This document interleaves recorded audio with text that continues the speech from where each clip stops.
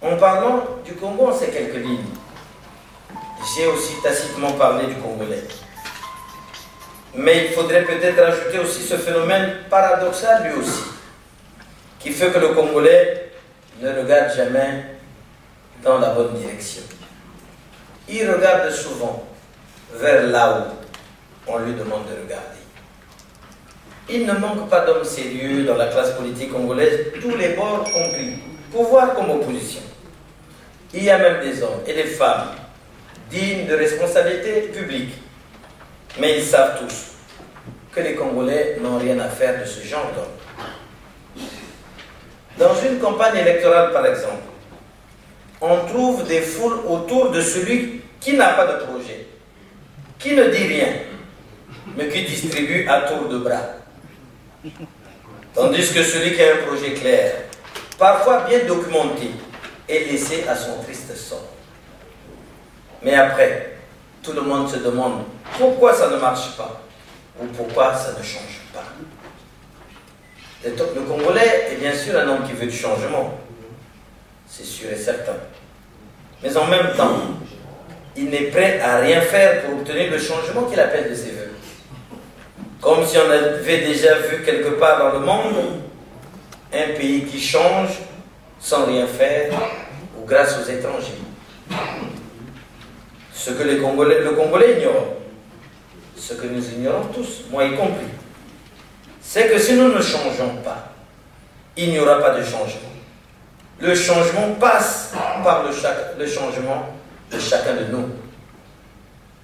Quant à l'avenir, autant celui du pays que celui des Congolais, je le regarde avec optimisme. Ce n'est pas une naïveté. C'est le constat d'un réveil qui est en train de prendre corps. Les consciences partout commencent à s'éveiller. Vous-même en êtes des exemples. Parce que beaucoup ont fait le déplacement. Mais certains, pour dire toujours le paradoxe, n'ont pas fait le déplacement. Notre diaspora est parmi les moins actives qui soient. Mais pourtant, on voit que depuis quelques mois, vous avez gagné en dynamisme, même en dehors de la question de la Constitution. Il y a une société civile qui commence à se mettre en place avec des personnalités persévérantes. Il y a une prise de conscience des femmes qui n'acceptent plus d'être reléguées au ménage. Des voix commencent à se libérer. On voit aujourd'hui des responsables politiques de plusieurs niveaux qui refusent d'aller faire les marionnettes sur les plateaux de télévision. Des gens qui refusent de défendre des choses dans lesquelles ils ne croient pas. Il y en a qui refusent de participer à des projets qui ont tout d'une conspiration contre la nation. Charité bien ordonnée commence par soi. Les femmes de la CADD s'étaient réunies à Brazzaville. Elles avaient dit haut et fort, en premier, leur opposition à la modification de la Constitution et leur soutien à la continuité du processus démocratique. Il y a donc des évolutions positives dans les mentalités. En parlant toujours de l'avenir, je ne voudrais pas vous tracer des grands projets. Vous êtes habitués à ce genre d'exercice, qui la plupart du temps n'accouche de rien. Traiter des grandes idées en ce moment, c'est verser dans la théorie, c'est entretenir des illusions, puisqu'on peut faire de l'abstrait et dans l'abstrait, tout ce que l'imagination permet de faire. Je regarde l'avenir encore une fois de plus avec optimisme, parce que je crois dans les institutions fortes.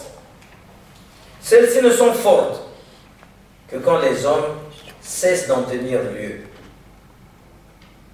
Les institutions ne sont fortes et ne donnent toutes leurs mesures que quand la force est d'être unité des rapports entre les hommes. La construction de notre pays passe nécessairement par la consolidation des institutions que nous avons choisies. Je n'ai cessé de répéter que le débat sur la Constitution est non seulement actuel, mais un mauvais débat. Il nous empêche de nous concentrer sur l'essentiel. Il nous empêche d'envisager l'avenir avec sérénité. Le débat sur la Constitution est un faux fuyant. Ce débat nous propose le maintien et l'entretien des paradoxes que je viens de décrire à l'instant. Il est d'ailleurs le même paradoxal. Puisque pour la première fois dans l'histoire du monde, un débat intellectuel sur une loi commence dans les villages, chez les chasseurs, chez les pêcheurs et chez les cultivateurs.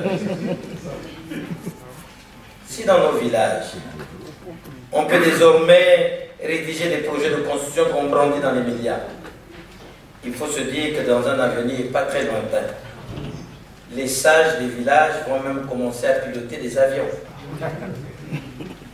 Mesdames et messieurs, je pense que nous devons être un temps soit peu sérieux et ne pas prendre à la légère une question aussi cruciale. Sinon, pour montrer la légèreté de ceux qui ouvrent la voie d'une telle aventure, j'avais déjà indiqué mon opposition de principe à une modification de la Constitution qui me semble sans aucun fondement. Je n'ai pas encore abordé le fond de ce sujet, et même pas la forme.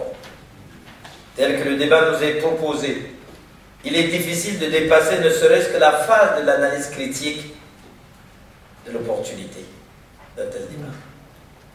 La Constitution est un pacte social entre nous, entre Congolais, entre les membres de la classe politique, entre notre pays et notre peuple, et même avec les autres. Aller toucher un tel pacte nécessite, à mon humble avis, une cause suffisante, évidente, qui ne peut être raisonnablement contestée par personne. Cela nécessite donc un minimum de consensus entre les parties prenantes. La Constitution actuelle est un pacte entre tous les membres du principal parti au pouvoir auquel j'appartiens, à travers ses clauses de non-révision, notamment celle sur la limitation des mandats présidentiels. Il était convenu que si le parti entendait soumettre la candidature d'un camarade de la magistrature suprême en tout temps et en toutes circonstances, cela pourrait se faire, mais que dans le strict respect de la Constitution que nous avons nous-mêmes élaborée.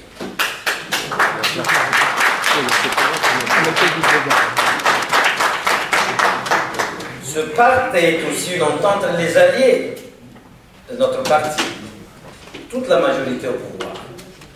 Si le PCT n'est pas à même de produire un candidat à la hauteur, nous devons le chercher dans les rangs de la majorité.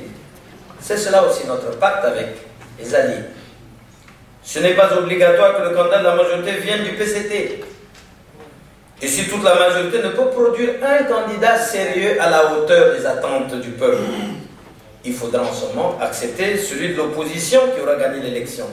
C'est cela aussi notre pacte républicain. C'est ça notre engagement devant les Congolais. Il y a quelque chose de simple qui ne nous coûte rien, sinon que de ne rien faire. Nous préférons faire ce qui est compliqué, en prenant des contours et en fournissant tant d'efforts pour expliquer l'inexplicable, faire comprendre l'incompréhensible. On nous a sorti même la théorie de l'indispensabilité, qui n'existe malheureusement dans aucun manuel de droit constitutionnel. On nous a parlé tout récemment du constitutionnalisme africain, comme d'une révélation d'Albert Einstein d'outre-tombe. Au lieu d'ouvrir le débat au sein du principal parti de la majorité, de l'étendre aux alliés politiques, puis à toute la classe politique, à la diaspora, comme le font certains États, de consulter le peuple enfin. On nous sort le comité des sages du chapeau, comme des petits dictateurs. On ne sait qu'est-ce qu'on nous sortira dans le matin. Toutes ces contorsions, parce qu'on souffre à surmonter nos paradoxes. Quand on nous dit qu'une chose n'est pas modifiable, c'est justement ce qu'on veut modifier. Quand on nous rappelle qu'une révision n'est pas possible ni envisageable, selon la lettre et l'esprit du texte, on nous dit qu'il ne s'agit pas de révision, mais de changement. Je ne voudrais pas en dire davantage sur le sujet parce que je ne lui trouve aucun intérêt de quelque nature que ce soit. Mais je réitère ma position de principe, qui consiste à dire qu'il faut être cohérent avec soi-même. Le peuple nous regarde. Je suis pour la simplicité qui consiste à dire qu'il faut laisser les choses comme elles sont. Notre parti, le Parti congolais du travail, doit se respecter lui-même. Et nous sommes parmi ceux qui veulent que ce parti se fasse respecter. Nous sommes à une époque où le parti doit savoir trouver la ligne de démarcation entre lui en tant que groupe, des hommes et des femmes qui le composent. Notre parti ne doit assumer face à l'histoire que sa propre responsabilité, pas celle des personnes. Notre parti doit respecter ses alliés, les autres membres de la classe politique. Notre parti doit mettre le peuple au-dessus de tout, absolument tout. C'est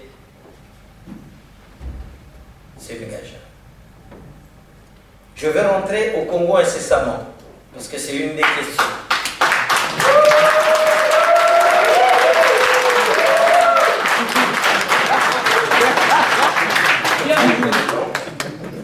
Je vais rentrer au Congo incessamment. Je ne suis pas un exilé. Parce que la défense de la démocratie est une réalité de terrain. J'irai défendre mes idées au sein du parti avec mes camarades. Mais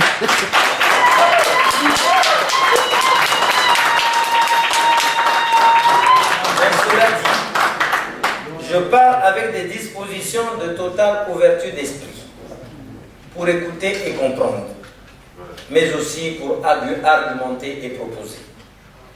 Mais proposer surtout des choses simples. Je pars avec l'humilité d'être à l'écoute. Je rentrerai dans un esprit de liberté. Liberté de penser, liberté de m'exprimer, mais aussi liberté d'agir. La liberté pour moi ne va pas sans la tolérance. Elle ne va pas sans l'humilité, notamment celle des hommes devant leurs semblables, mais aussi surtout l'humilité des hommes et des femmes devant le peuple. Cela étant dit, mes chers amis, je conviens que la critique est toujours plus facile que l'action. Au lieu seulement de critiquer, l'heure de responsabilité est arrivée et elle nous interpelle. Les dirigeants actuels ont fait ce qu'ils avaient à faire, mais aussi avec leurs limites et toutes les faiblesses que nous connaissons.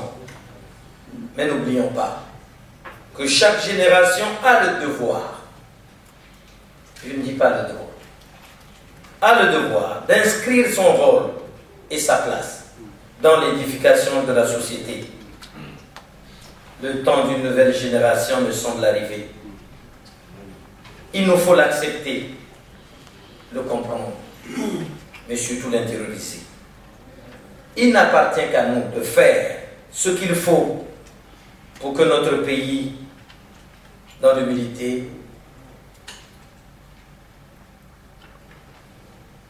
et que nous soyons surtout au service des autres. Enfin, pour terminer, et me mettre à votre disposition pour répondre à d'éventuelles questions, j'exprime tous mes encouragements à tous les Congolais partout dans le monde qui sont contre le zigzag constitutionnel. Toutes leurs initiatives sont les bienvenues et méritent l'attention et le soutien de chacun de nous. Mesdames et messieurs, distingués invités, je vous remercie.